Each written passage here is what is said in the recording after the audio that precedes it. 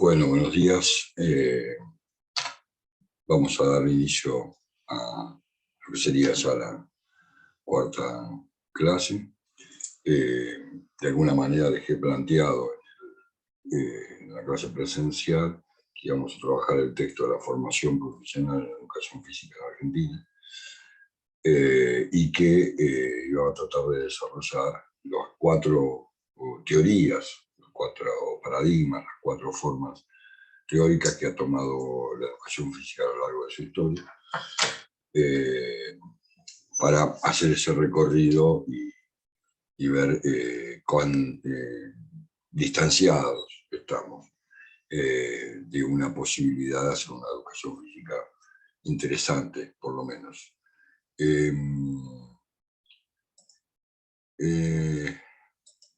Recorrido que les voy a plantear, también que les voy a compartir, es un recorrido que pretende partir de una discusión que, bueno, ya anticipé en su momento, que es la discusión entre la formación profesional y la formación académica, digamos, una discusión interna propia de la educación física, pero también una discusión al interior de las universidades y de la formación docente, como se dice, en todos lados, ¿no? Ese es el debate central, digamos, que me parece que el texto intentó en su momento plantear, ¿no? El texto en sí no pretende conformar un cambio radical o central en la formación profesional del área, pero sí queremos significar que debería permitir que las prácticas educativas de los estudios de grado, sobre todo, sean observadas en una posición que habilite la producción novedosa y no solamente la reproducción técnica. Quiero decir, hasta este debate, digamos, o el inicio de este debate, la formación había sido exclusivamente profesional, ¿no? Un poco lo que decía en la clase del otro día. Hay que decir que en Argentina la formación es y ha sido fundamentalmente no universitaria. Esto trae un problema, aunque no tengo ninguna animosidad contra los institutos de formación, por supuesto, al contrario. De hecho, pienso que la misma formación que se da en un instituto se da en la universidad. Pero históricamente los institutos superiores de formación docente en educación física han sido los encargados de la formación profesional, ¿no? Son los que más forman en Argentina. Calculen que tenemos una relación de 200 institutos de educación física en toda Argentina, contra 20 títulos universitarios, de los cuales 8 son de universidades nacionales, ¿no? Esta es una tendencia que se muestra a la educación física desligada de la investigación, ¿no? No es un fenómeno exclusivamente local, pero junto con una crisis de identidad, o sea, de saber qué es la educación física, se ha impedido, o por lo menos retrasado, la posibilidad de reflexionar acerca de la formación. De hecho, todavía hoy en muchísimas instituciones de formación se exigen ciertas metas, ciertos exámenes para ingresar, que están más vinculados a un rendimiento deportivo o físico, como se dice, que a la cuestión de ser profesor de educación física, ¿no? O sea que hay un problema en la formación que, bueno, hemos padecido todos los que hemos estudiado educación física y ustedes también. ¿A qué nos referimos con problema de identidad disciplinar? Bueno, una investigación que hicimos, la primera investigación, digamos, formal en la que participé, nos hizo encontrar algunos elementos que les voy a compartir ahora. Por un lado, encontramos lo que se llaman los textos teóricos, ¿no? Que intentan fundamentar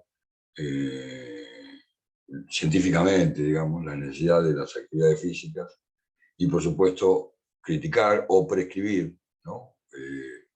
Las prácticas en relación de tales fundamentos, ¿no? Al mismo tiempo encontramos textos técnicos de neto corte instrumental, en los que el acento está puesto en la descripción de los aspectos técnicos, motores, de las distintas disciplinas gímnicas y deportivas, y en los ejercicios y actividades para su enseñanza, aprendizaje y o para el desarrollo de capacidades corporales. No me quiero detener demasiado en esto, pero bueno, la mayor cantidad de textos en la educación física son manuales que indican ejercicios, juegos, actividades que permitirían o no aprender, ¿no? La enseñanza de esas técnicas.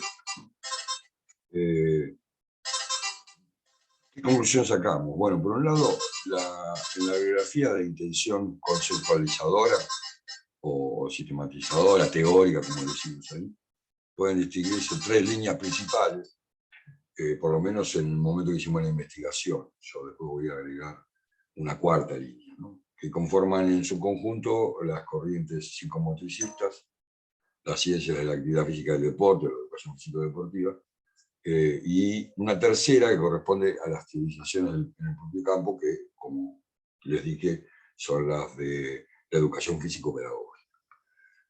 La existencia, además de un divorcio, un hiato, una ruptura, una distancia entre la producción teórica que se justapone a las prácticas, o sea, dice cómo tenemos que ser en la práctica, y la que critica esa práctica y pretende cambiarla desde un deber ser o un ideal, ¿no? ¿Qué es lo ideal para hacer en cada práctica? Desde una visión épica, diría Remedi, una producción instrumental, por otro lado, que ignora y prescribe, ignora el fundamento teórico. O sea, por un lado la teoría, por otro lado la práctica. No hay una articulación entre eso, ¿no? Entre esas dos. Entonces, lo que nos permitió recuperar las prácticas de lo que hacen los profesores, sobre todo lo hicimos en el campo educativo en ese momento, no es muy diferente de lo que pasa en cualquier otro ámbito profesional, que nada de lo que se hace o se dice acerca de lo que se hace está fuera de la producción teórica de la educación física. O sea, todo lo que se dice, todo lo que dicen los profesores, todo el discurso, está ya contenido en la producción. Los fundamentos, los argumentos, las razones que se dan, está contenido en toda la producción bibliográfica de la educación física. O sea que el problema nace en la teoría y no en la gente que lleva adelante esas prácticas. Y como decimos en esa investigación, los profesores de educación física no están confundidos, sino que están conformados y formados en una confusión. Por otro lado, el texto, digamos, trata de relatar los problemas relativos al ingreso, ¿no? Ahí hay una ruptura. Bueno, ustedes son parte de ese proceso, digamos, en el que sospecho que están pasando algunas de las cosas que ahora voy a trabajar. Por un lado hay un debate educativo, por otro lado ya vamos a ver unos debates disciplinares, o sea, un debate que excede el campo de la educación física, que es de toda la educación, y un debate que es propio, ¿no? En el debate educativo aparecen algunas palabras que son importantes, ¿no? Ustedes las van a escuchar. La retención, ¿no? O sea, tratar de que los ingresantes al campo, a la formación, no tengan una deserción, ¿no? Retener quiere decir evitar la deserción, o sea, que se vayan estudiantes, que no puedan permanecer dentro del sistema, ¿no? Para eso se intentan distintos mecanismos de nivelación, de apoyo, para asegurar la permanencia y que puedan continuar sus estudios, ¿no? Por otro lado, la equidad. Este es un detalle complejo, digamos, porque cómo se hace para ser equitativo. En principio, los beneficios de la educación deben estar disponibles para todos los que reúnan los méritos indispensables. Es complejo, ¿no? O sea, ¿cómo hacemos para saber quiénes reúnen los méritos indispensables y cuáles no? ¿No? Bueno, por otro lado, que muestren el interés necesario. Si no tienen interés, no van a pasar por nuestras aulas. Y bueno, por supuesto, sin ningún tipo de discriminación sobre el sexo, origen social, riqueza, creencias, lo que sea, ¿no? O sea, de alguna manera, el problema de la equidad es un problema que no hemos podido resolver en el debate por este problema de los méritos indispensables, ¿no? Eso permite poner exámenes de ingreso, trabas al avance del estudiante dentro de la carrera, o inclusive en el ingreso, ¿no? Bueno, otro debate importante, propio de la época, es la calidad de la enseñanza, ¿no? O sea, cómo atendemos una matrícula determinada. La matrícula es la cantidad de estudiantes. Aquí hay viejas tradiciones de que cada tantos estudiantes tiene que haber un profesor. Bueno, yo llevo 40 años enseñando en la facultad, jamás tuve ningún número que tuviera que ver con eso, y sin embargo he podido enseñar. O sea, pensar que la cantidad hace a la calidad es un error absoluto, ¿no? O sea, puedes tener 5 alumnos y no sabes nada, no vas a transmitir absolutamente. Bueno, y otro concepto complejo es la eficiencia, que en la universidad se mide por el ingreso y el egreso de cada carrera, pero bueno, en general es entendida como el óptimo aprovechamiento de los recursos públicos, sobre todo, en el cumplimiento de los objetivos institucionales, ¿no? O sea, la eficiencia ideal sería si entran 10, que se reciban 10. Bueno, en ese punto nuestra carrera, la de la Universidad de La Plata, ha mejorado muchísimo, pero tiene una baja eficiencia, si podría decir, si miramos ese punto de vista, ¿no? Este punto de vista que me parece más del mercado que de la educación, ¿no?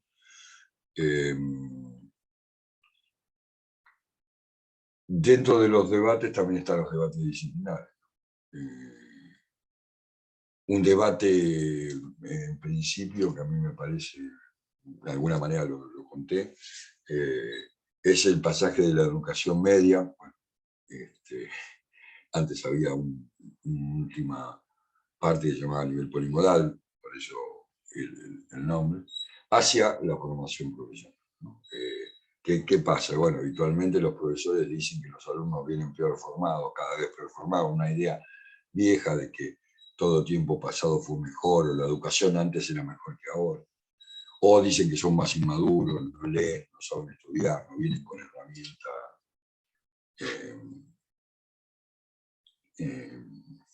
suficientes. En principio hay que decir que las dos cosas son mentiras. La educación no fue mejor antes, ni el tiempo pasado fue mejor, ¿no? O sea, como decíamos en la clase del mundo, es una porquería y ha sido, viene siendo, hace bastante tiempo, ¿no? En segundo lugar, no es verdad que los estudiantes vengan peor formados o más inmaduros, o que no lean, o que no sepan estudiar. Ninguna de esas cosas es verdad. Entonces se produce un choque, digamos, entre cierta mirada discriminadora que tiene el cuerpo de profesores y los estudiantes, obviamente, ¿no? Como decía en la clase el otro día, siempre los perjudicados son los estudiantes. Y por otro lado, los estudiantes tienen muy pocas veces indicios acerca de qué significa estudiar educación física, ¿no? En qué mundo se están metiendo. Un poco porque la mayoría, igual a la educación física al deporte, digamos, entonces se imaginan una carrera determinada que después cuando empiezan a transitarla no es tan así, ¿no? El choque entre las expectativas de practicar el deporte deseado o aprender deportes distintos, que también muchos pretenden eso, y la formación como profesor, como académica, suele ser una de las causas más importantes de deserción. Durante el primer año de la carrera, eso nosotros lo hemos visto históricamente. Y para muchos es una frustración a lo largo de toda la vida profesional después, ¿no?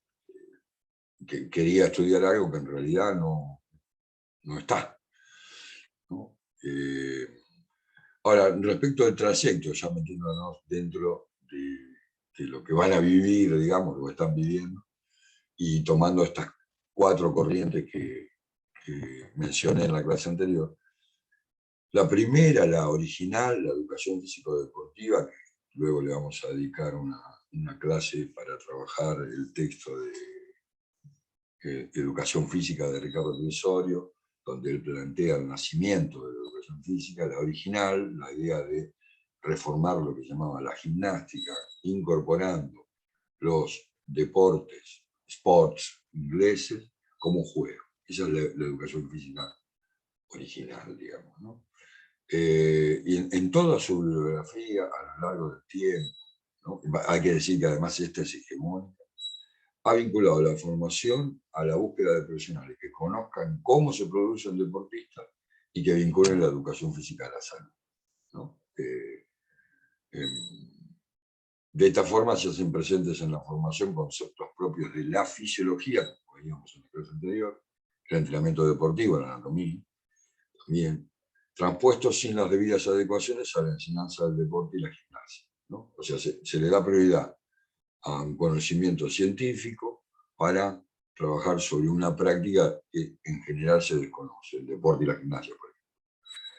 El juego se utiliza solo como un pasaje hacia el deporte o un medio para llegar a él, o sea que también queda desdibujado. La propuesta de formación se reduce al desarrollo de habilidades deportivas específicas, al logro de capacidades orgánicas de los futuros profesores, y la enseñanza de gestos técnicos, donde los aspectos instrumentales son su razón de ser. ¿Qué quiere decir? Aprender la técnica, pero no aprendes el deporte. No entendés la lógica del deporte. Todo esto condimentado con una fundamentación pedagógica que permitiría formar un profesional que logre formar ciudadanos críticos, ¿no? Siempre toda la educación está preocupada por formar ciudadanos críticos en todos los niveles de enseñanza y educación física no es la excepción. De esta manera no lo va a conseguir, ¿no? Por otro lado, la educación psicomotriz, que mencioné en la clase anterior, vincula la formación a la búsqueda de profesionales que conozcan cómo mejorar los mecanismos perceptivos individuales y que vinculen la educación física a la neurofisiología y la psicología, ¿no? La preocupación, como verán en ambas dos, y voy a seguir para adelante, es la misma, y es poner un conocimiento científico establecido a decir qué tiene que hacerse en la educación física, ¿no? De esta forma se hacen presentes en la formación conceptos propios de la psicología experimental, de la organización de las nociones referidas al cuerpo, ¿no? El espacio, el tiempo, los objetos, ¿no? Parece que la mirada ya no está puesta en la práctica, sino que está puesta en algunos elementos seleccionados por estas ciencias, por estas formas de pensar de la práctica, ¿no?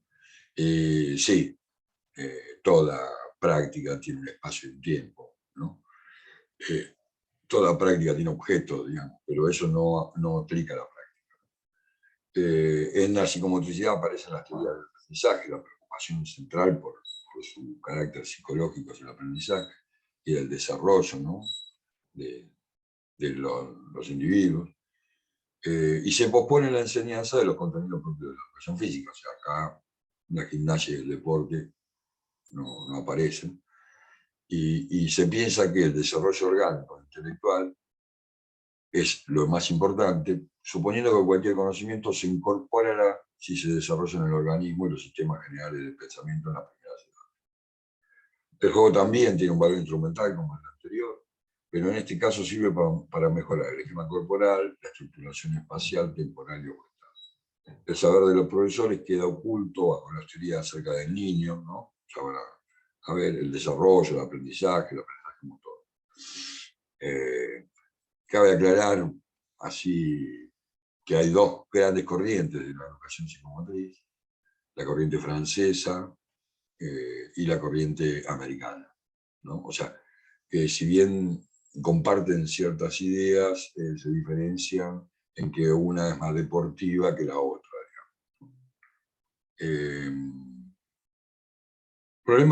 otros problemas, otra corriente es la educación físico-pedagógica, nosotros decimos filoantropológica, porque está más pensada desde esos lugares, que ha sido la encargada, la de los textos teóricos, digamos, de fundamentar y establecer la importancia de la disciplina en la educación formal y no formal, una división que utiliza mucho la bibliografía.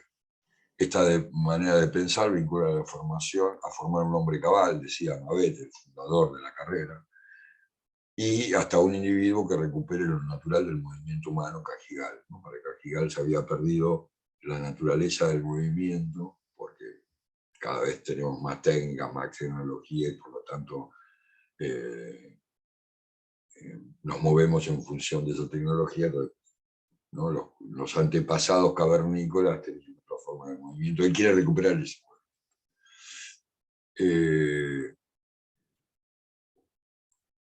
Acá la salud y la percepción, objeto de los dos anteriores, de las antes descritas, se fusionan bajo la necesidad de encontrar las raíces filosóficas de una educación necesaria e imprescindible, ¿no? O sea, se cree que la educación física está por encima de la demás educación.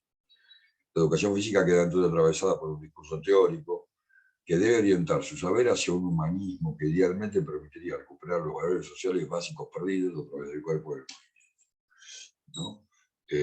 Bueno, valores sociales perdidos no, no, no sabríamos cuáles son. Si alguna vez tuvimos buenos valores sociales, digamos, la humanidad, ¿no? O la modernidad, podríamos pensar, para reducir a lo que estuvimos discutiendo hasta ahora. Y una cuarta, que yo llamé educación física crítica, que no tengo ahora una filmina, pero que la podemos describir como la idea de que hay una cultura corporal, ¿no? Hay una cultura que se va desarrollando, y que el individuo, ¿no? Cada uno de nosotros, los habitantes del mundo, vamos tomando de esa cultura corporal cosas para construir un cuerpo a nuestro gusto y placer, para construir una idea de movimiento, ¿no? Esa idea es mucho mejor que las anteriores, pero no termina de salir de la lógica del individual.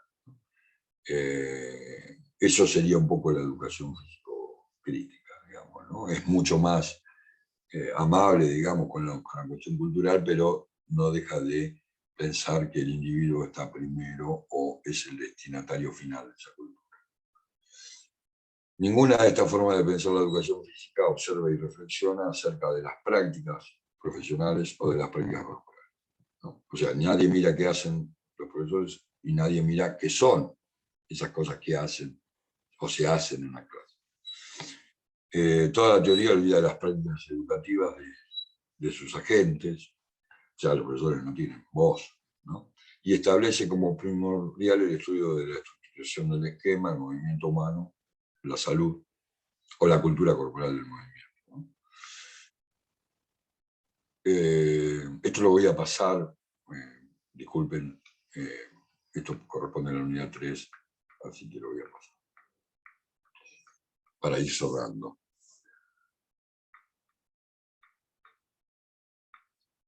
Y finalmente los problemas relativos a la formación de posgrado.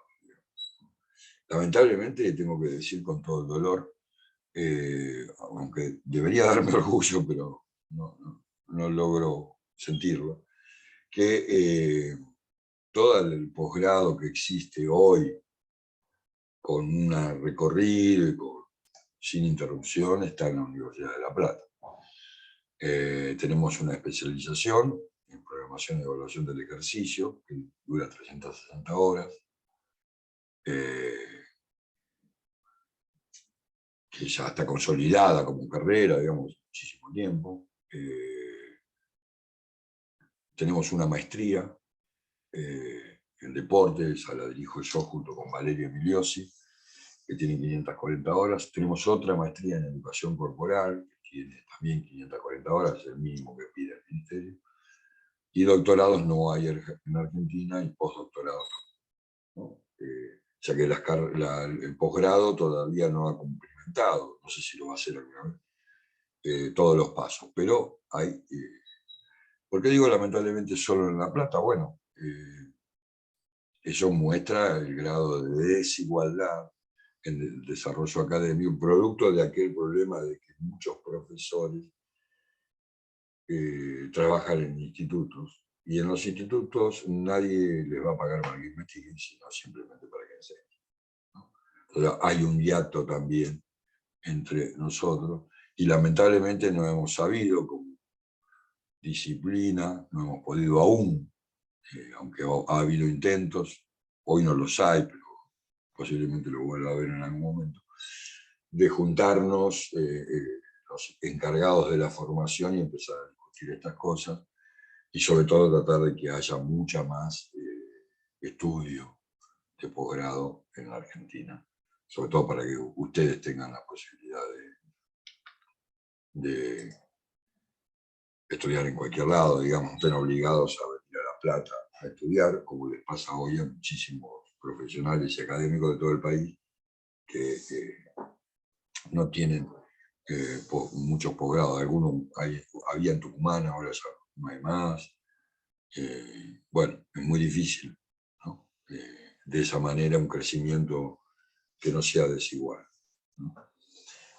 Bueno, de esta manera pienso que hemos trabajado el texto y por supuesto voy a retomar en la clase presencial de la semana que viene. Bueno, ahí justamente vamos a trabajar el texto que decía hoy, de Ricardo Brisorio, que se llama Educación Física, que nos va a permitir ver cómo fue ese nacimiento que permitió este desarrollo que hice. Y por supuesto ahí espero todas las preguntas que ustedes tengan. Nada más, muchas gracias, cuídense, nos vemos la semana que viene.